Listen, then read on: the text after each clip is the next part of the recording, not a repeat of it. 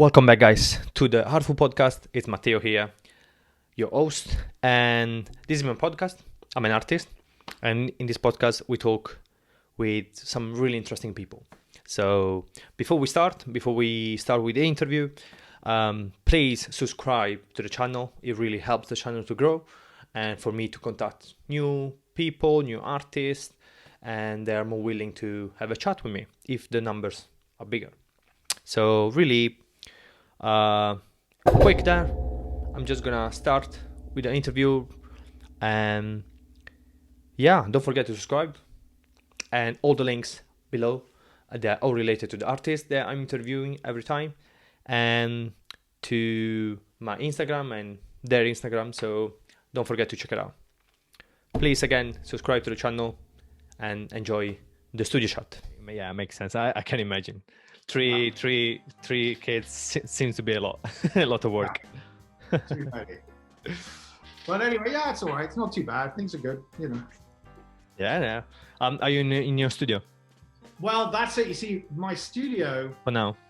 Where I am now, I live in Signal Mountain, Tennessee, and my studio is down in Chattanooga, which is a town about 10 miles that way. But because of the COVID, I had to move out of my studio, which was frustrating, and I had to move into this, which was my son's bedroom. So I had to move all this stuff out. He wasn't happy about it, and so now I'm in here. Yeah. It's pretty great. Yeah. I started this just because I wanted to talk to artists that I might never met in real life, and I was missing that artistic conversation with the people, right? Because of the lockdown and stuff. Yeah.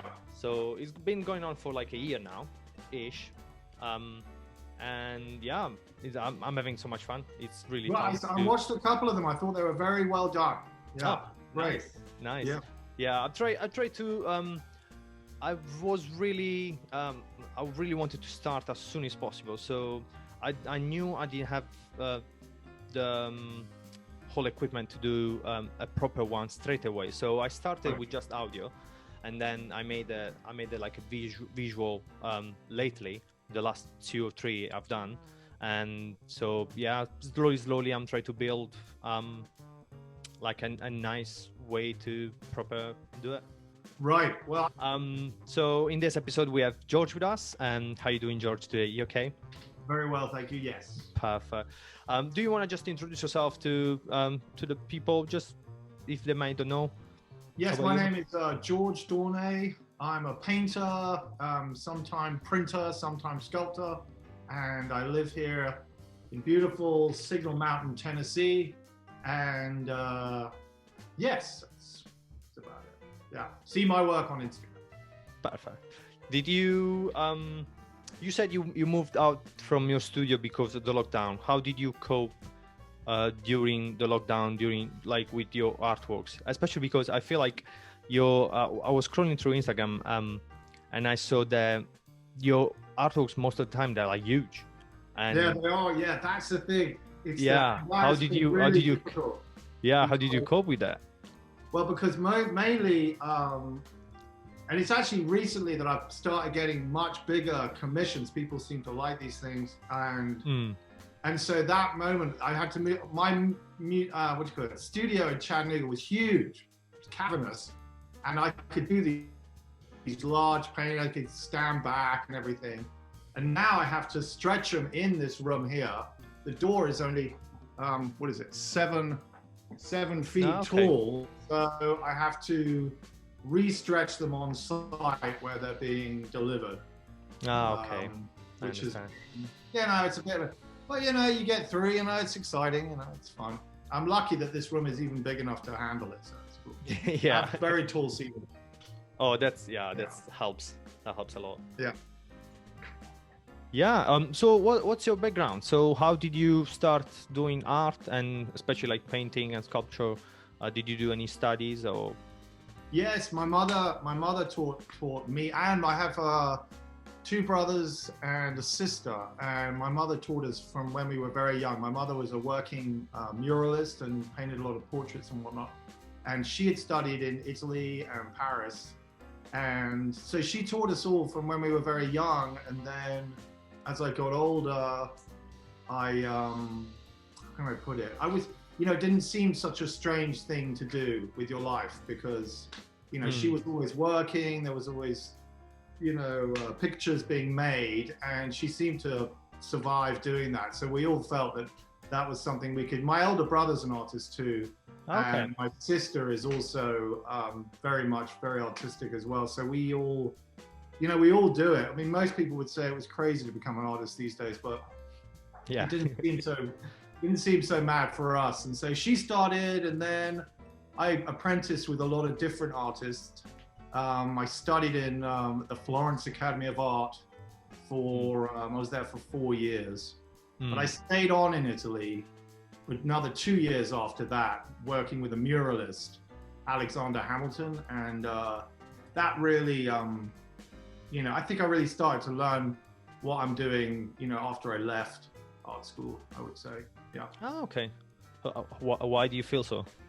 Because it's like, driving, when you take a driving test, you drive in a certain way, right? But when after you've done your driving test, you don't drive like that.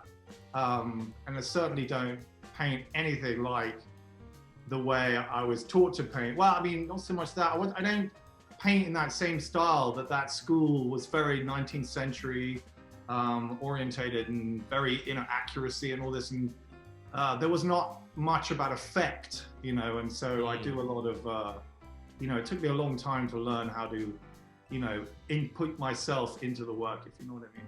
Yeah. I feel like to be honest, I start my artistic study later on. So I've done college, art college and university later on in my life. And I feel like it was the right moment for me, just because I got caught up in traveling. So I started traveling when I was 19. Right. And I end up in the UK, stay here for a while, and that's where I started studying. So where were you born? Italy, south of Italy, actually. Yeah. Oh, right. Where? Yeah, I am. It's Puglia. It's a little. I know where Puglia is. Yes. A little town called Andria. So it's near Bari, which is the main city. Right. In Puglia, but yeah. From Italy, moved to Malta, UK. Stay here for a bit, as I said, and I never really took this path. Wait, would you live in Malta for a bit? Yeah. What was that like? It was amazing. It was a great time. It was really fun. You really liked it? My grandfather was a Knight of Malta. Was it? Yes, he was. Yes. I got a little tattoo of like the classic San John. Yes, right. Yeah, Caravaggio, right? Caravaggio, yeah, of course. I went to see that. Yeah, it's one of my idols. It was really a changing experience for me, that little island, which is surprising. Oh. I start being really. What is that? Why did you go to England? Why did you go to England? Because I wanted to improve my English, obviously, and were the best place in Europe than England. And it's just for better jobs, more like stable economic reason, to be honest. Nothing. It's not where I want to end up. I don't think I will stay here for like the rest of my life. But I feel like it's a really good place to build your curriculum in any way, way that you want. So for me, it was artistic, which I couldn't really do in Italy because of my background. So my family is not that rich, and and in Italy you don't have that many helps from the government than you have here, which is sad in many ways. Where basically where I was supposed to study art was Italy, because what the best place than studying art than Italy. But so never took that seriously. That's true, I mean, I noticed. So you were saying? Carry on, sorry, there's a lag. Yeah, no, I was going to say that in Florence, where I studied in Florence, all the schools were either American or Russian or maybe Korean, or, Chinese perhaps, but there were no Italian schools. The Belle Arti was well, I was basically saying that there weren't so many Italian. There was only one Italian art school in Florence, and that was the Belle Arte, and it was very. How can I put it? It was much more a school of ideas than a school of technique or drawing or anything. It was sad. I didn't. Yeah. Such a city that had such a humanistic idea of. Art. Yeah, I think like they kind of lost a little bit as well of the classic artistic Italian way of thinking. It's not that common now for people to think that way and be courage enough to push themselves in doing art as a career. When I used to dream about having an artistic career, and now I'm doing it. So it's different. It's obviously the environment, how everyone thinks that it doesn't really push you to follow your dream in a way, which is I don't know. Yeah. It's a bit sad because obviously that's where I wanted to study from the beginning, art. Yeah. So. Yeah, that's my story in a nutshell.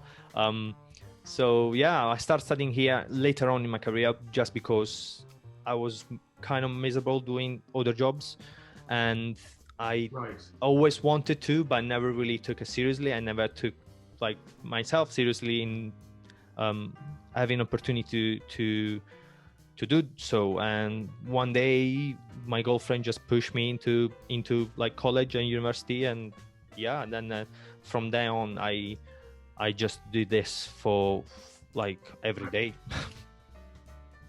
Mm-hmm. So I feel like it's fantastic.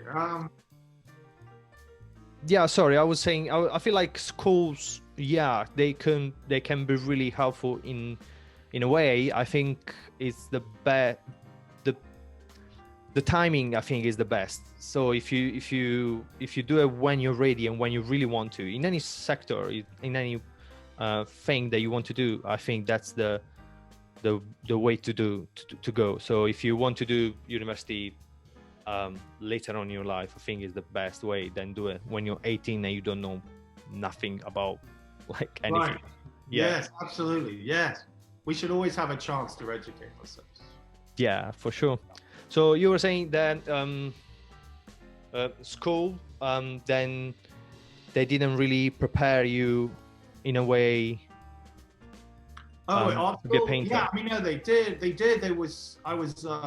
definitely learned to draw and see in Florence, at that school. I definitely learned that. But then after I left, that's when I started to see, to draw in the way that was me, it wasn't just some facsimile of what I was looking at. I was, I very much believe you have to put yourself in there. You have to show your character, the thing that makes you what you are, the reason why you start being an artist in the first place. You need to have that. And if you go to a school like Florence Academy, it's very academic, obviously, and you might lose some of that. I've seen that. The artists I studied with there who were very creative when they arrived, but when they left, that had all been washed out of them, and it's sad. Yeah, I see through your works that you really love that kind of aspect of art, like because as you said, you're like a painter, sculpture, drawer. There's a lot of like art that you want to explore, and I think that's a great aspect if you're an artist. The curiosity of not being stuck, because as an artist you can feel you're afraid most of the time to try new things, and you stuck with your techniques and how to do stuff, and it's really scary trying different things. But I feel like you don't like you do try, you do want to explore sculpture and painting. Yeah. I'm a real believer in draftsmanship. Drawing is the key. It's the key to all of it. You can draw, you can do any of it. It's just a matter of confidence with the medium, you know, with ink. You know, it's terrifying the first time you use it, but if you're confident with it, then you can, it's like telling a joke. If you can tell a joke with confidence, it makes it funny, you know? It's the same with drawing, painting, sculpture. I really believe that. You've got to really believe in yourself and your experience with the drawing, you know? If you can somehow factor that into the other medium, then yeah, you'll be successful, I think. Yeah. That's great. I'm a big fan of drawing. Like, I feel sometimes even like sketchbook, they're so unique and so fun, like so really fun to watch, to see what goes in somebody's mind, and an artistic mind. And sketchbook, I think, is the best tool that we have for us, just to draw stuff out and without thinking, without having the polish finished artwork. Right. And yeah, drawing is, I think, is the big fan of drawing. Yeah. Is that how you start your artworks most of the time? Well, yeah. I mean, with the painting, I draw it with the paint.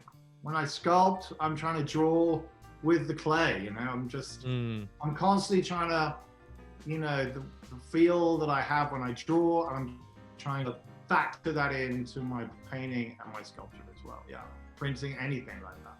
It's yeah. Are you more keen to portrait too? Because I saw there is a lot of like different. There is you do landscape, you do portrait, you do animal as well. You are drawn to more portrait too, or landscape. What you feel like that's best for you?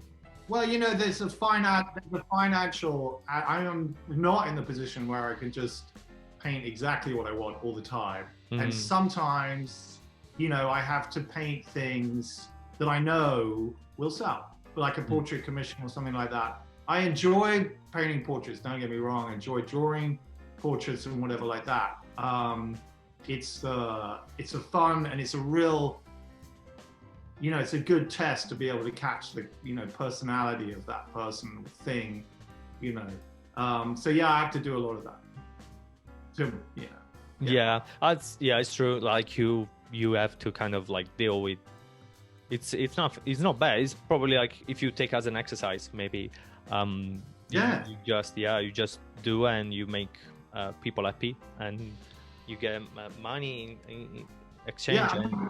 You do it the very best you can. That's you've got to do it as well as you can, and do not let it out of your studio unless it's absolutely the best you can do. I'm a real believer in that too. Yeah, I remember one time somebody asked me for a commission, and I think I said this before in the podcast, and I didn't let it was a triptych, and it didn't come out from my studio after, if it wasn't like 3 years ish. Right. It took me so long to capture that the last person, it was 3 children. Right. And it didn't feel right. It just didn't feel right, and I was trying really hard. And she was so patient on waiting, and we know each other really well, so she was okay with it. And luckily, she was like, "It's fine until you feel like it's perfect. Don't worry. Don't give it to me." And I was like, "Okay."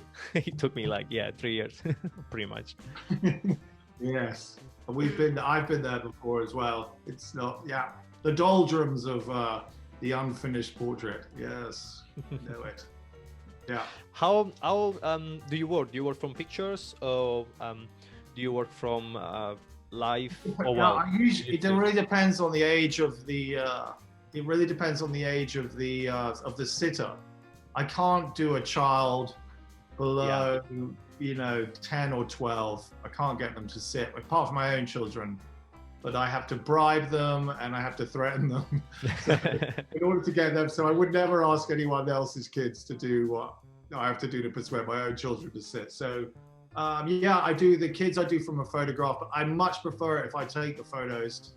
I usually use like a number of different photos to work with them. But then with an adult, I love it when they come and sit. It's much better. More visible, Yeah. Well, yeah, I feel like I used to work I feel like too much from picture. I work too much from pictures, but sometimes it's just like, it's gonna take hours of somebody's time, so you don't even bother to ask. And I try always to have a conversation, to have like a little chat with them before, so I kind of like know them even better before I go into doing the portrait, because that's what I do most of the time. Well, all the time it's portraiture. And so I don't when I have to draw or paint somebody that I don't really know at all, it's really difficult. I kind of need that connection between me and the port and the figure and the subject. But I find it much more exciting when they sit for you, because especially if they're paying you for the picture, because there's this element that it might go wrong, that you might not capture it, that you might completely mess it up. I don't know about you, but when I draw, I'm always gambling on what it's going to come out like. It's a constant gamble, and sometimes it goes terribly wrong, and it gives me an enormous sense. It's so exciting to draw someone like that. It can be, for sure. And obviously as well, like, I don't really have a studio, so it just for what I can do is that's the best I can do. But I used to love when I did university live drawing classes. It's just there is something different. There is definitely something different when they are present in the room and you try to capture that person. It's so it's really unique kind of sensation. Absolutely. I live for it, man. Do you work like that for landscape as well? Do you want? No, landscape. I always work outside for landscape. So you plan? I can go. I don't have to worry about models, COVID. I don't have to worry about any of that. Just go out there and do it. I love landscape. Is that you work with oil, or it's do you have like a specific media that you work with? No, I use well, the thing is, what I did when I was taught with oil paint, but when I left, like I was saying, I did a lot of murals, and most of my murals are done with some kind of acrylic or water-based calce or whatever, so it's, so I'm, I have, my studio is basically split into two sides. One is oil paint and one is water. Never the twain shall meet. Why is that? Like, why do you decide to divide your studio like that? Because if I start using my water brushes with my oil paint, which I sometimes do, it doesn't come out well. And plus the mediums don't really like each other, to be honest. But I do work with both of them. I like you literally wanted to separate the studio into right. to I make like sure. You're picking up a tube of acrylic and you're putting it on your oil painting, and that's fantastic.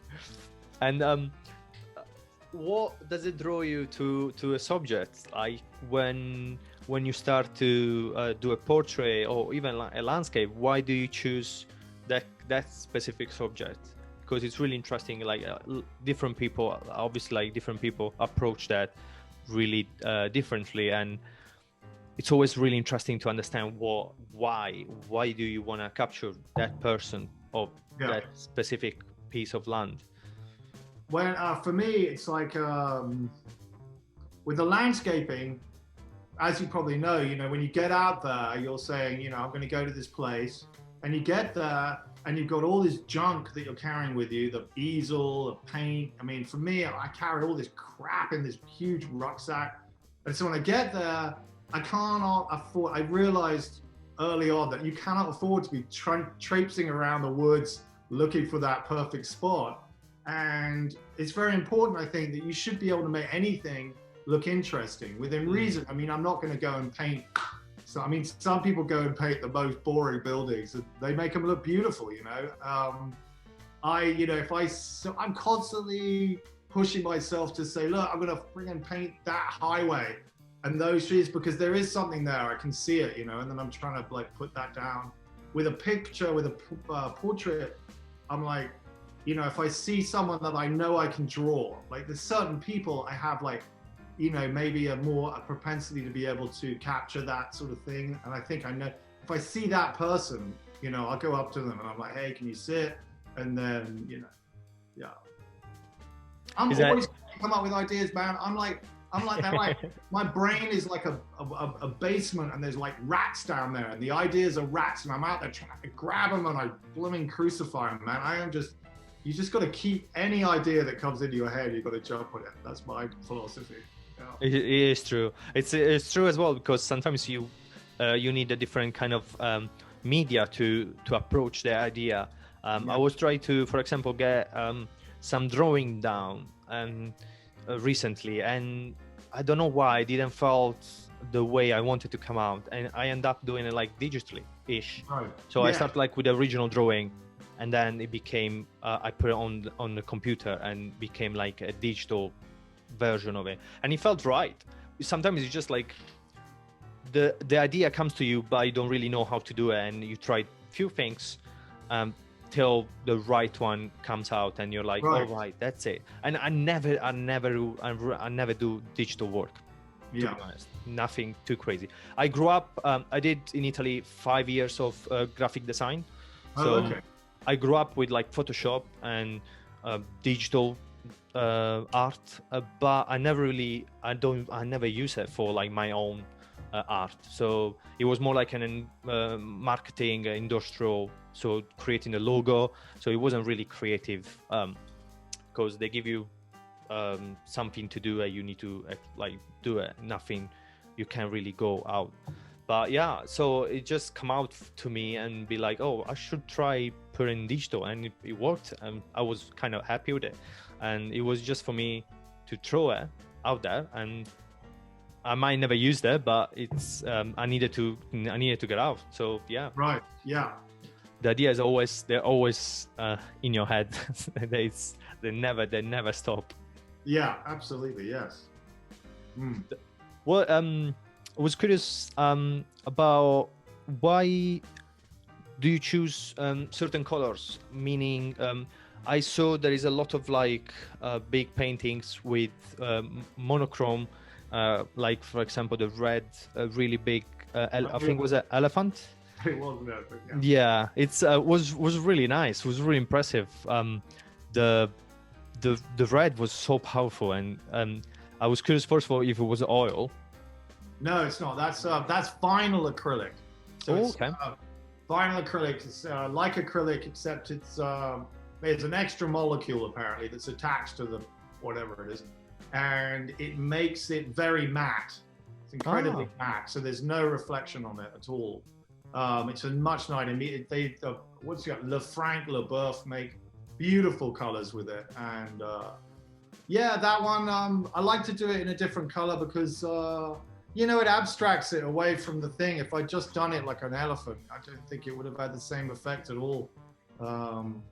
And the lady that I was doing it for, I'd already done one large elephant for her, believe it or not, before, and she wanted another one.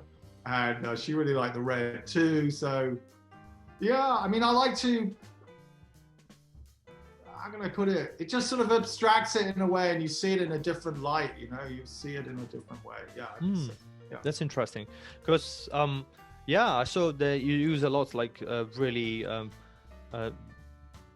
like really nice full body color for one artwork. So you use a blue and you make everything with a blue. And I was really curious if it was any reason behind that, or just because you might like the color and you feel like that's the best way to portray whatever you're doing. With that blue that I use, I've just found it. I found this particular, it's a DAWNAY indigo Creta color, whatever it is. And I just found they have a whole range of colors. They have like 1 million colors, and all the other ones are rubbish. But that blue has an incredible range of tone and value, and it keeps its richness the whole way through the picture. And I just discovered it, and I started using it. I really like it. I just love the way it feels, and so that's why I use that blue, that indigo. Yeah. That's I like that you don't like any other colors of the. The other ones are they're not made so well. I don't know. I bought a huge box of it because I was terrified they were going to stop making it or they were going to change the way they made it. You know, because a lot of these companies, like the Sanguine used to get from Conte, must have changed something about their Sanguine because it doesn't have the same richness it used to have. It's sad. You know. I love it.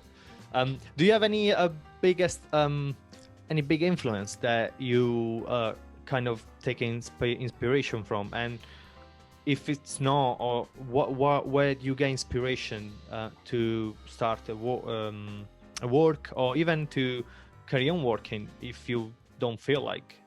Inspiration. Well, yeah, I mean, other artists. I look at all the other artists, especially a lot of the Italian, ancestors. I really like the Mannerists when I was in Florence, and Anagoni. I love Anagoni. It's absolutely brilliant. Pietro Anagoni. So we used to go to his studio when we were there. I mean, he'd obviously died, but his studio was still in one piece. They've now sold it and made it into a nice apartment for someone. But he's a big influence on me. How do I get through a paint? I'm always, I work on many different pieces at the same time. So I'm always, if I get bored, I just shift over to something else. And then while I'm working on something else, I'm always looking at the other piece. And then I'm like, oh yeah, I'll do that. It's, I work all the time on like 5 or 6 pieces. Oh, so you prefer working in more than one piece at the time? Oh yeah, definitely. Does it help you does it help working in different pieces, even if they're different from each other, but does it help every single pieces to carry on working? Oh yeah, definitely. But I'm like that. It's my character. Some people are like that, but I'm very much a, butterfly. I'd always go from one thing to the next. I get bored very easy. I'm completely the opposite. I prefer working one piece at a time. Right.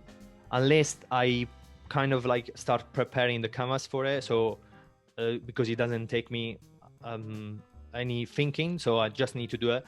And so I can start like doing different pieces, but I don't really go into the portrait unless it's finished. The other one's finished, which is it can be really slow. Sometimes you get like stuck with it. Right. Yeah, I admire you for doing that. It is the road less traveled by, but well done. Good for you. You're getting results. I saw your work. It's good. Oh, thank you very much. I feel like I need to work on my work so much more, and I need to. I don't know. I just definitely need to work on my stuff, and that's what I literally do all the time. There is nothing else that I do. Right. Yes. Well, that's our lot, isn't it? Yeah, that's what it literally like. You need to practice. That's such a big part of being an artist. It's not even like the finished pieces. It's just like the constant working that brings you to like something really great. Yeah, I mean that's what they pay for. Yeah. That's what they're paying for. They're paying for your sacrifice. Never forget that. For the time, yeah. I'm curious to understand, how do you approach the terrifying blank canvas? How do you start a painting? You just like throw paint on it, like try to, and then you work it, or you plan how to do it? Obviously, if I'm painting a portrait, then there is going to be a head in there somewhere. But mainly what I do, I'm constantly trying to, and this is going to sound a bit weird. I'm constantly trying to see the shape. I try to see it. I'm one of those people who I create a kind of, I create atmosphere first. Okay. Then I try to find the picture within the atmosphere. I don't try to create atmosphere afterwards. Do you see what I mean? Yeah. Which is really, I find it's the best way to work for me, because I trying the other way, it kind of kills. You've got to try and get that immediate, the immediate feel straight away. That's good. You got to get. That's what I'm always trying to do. I'm trying to get the knockout punch immediately, and then just work on little other things, details, likeness, and all that comes later. But I'm looking for atmosphere first. Yeah, that makes sense. Do you do that even before you start painting through your drawings, or try to understanding like the mood and the what's going on? Or yeah. I mean, I guess I'm always trying to do that. I mean, the painting itself, it's not all planned before. I guess that's what I'm trying to say. It happens. It happens on the canvas, because that's what I'm trying to do. You're trying to make. I mean, I'm trying to make a unique moment of time on this canvas, if that makes sense. A unique place where I have concentrated all my powers into this one place, and then I've let go, and then it's done. And then, sometimes it works, sometimes it doesn't. I have a lot of, burnt, destroyed canvases that I've destroyed, taken too far, and I think as you get older, you learn how to say when it's finished, hey, I've had enough, I'm off it. Is that because the practice that you have, you decide when to stop? Because I feel like one of the biggest, I don't know, error I will say that artists do, it's overworking the drawing, and I do it. Happens to me all the time as well. It's the overworking of the artwork, and is how do you stop? How do you overcome that problem? When for you it's I'm constantly trying to add. I'm always trying to add an element of chaos to it. I'll rub it off. I saw this Russian draftsman years ago. He was brilliant, and he was constantly rubbing down.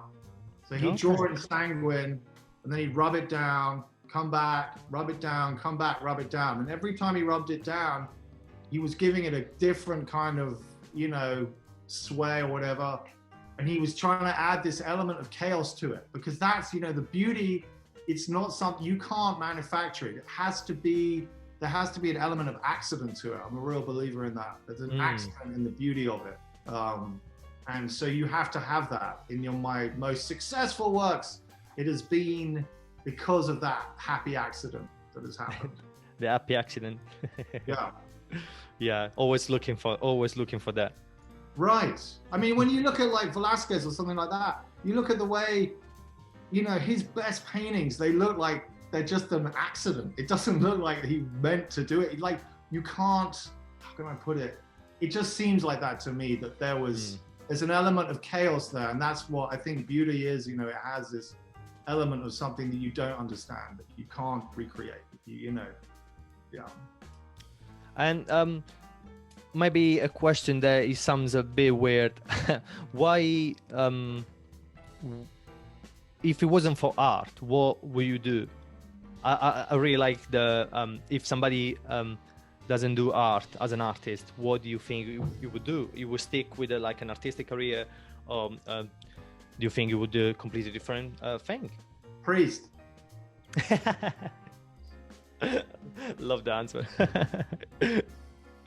You never know. Yeah, why not? It's still a beautiful career if you're into that. I'd have been a soccer player. I spent much time learning how to kick a soccer ball as I've spent learning how to paint. I tell you what, I'd be pretty bloody good. Yeah, I might have been a soccer player.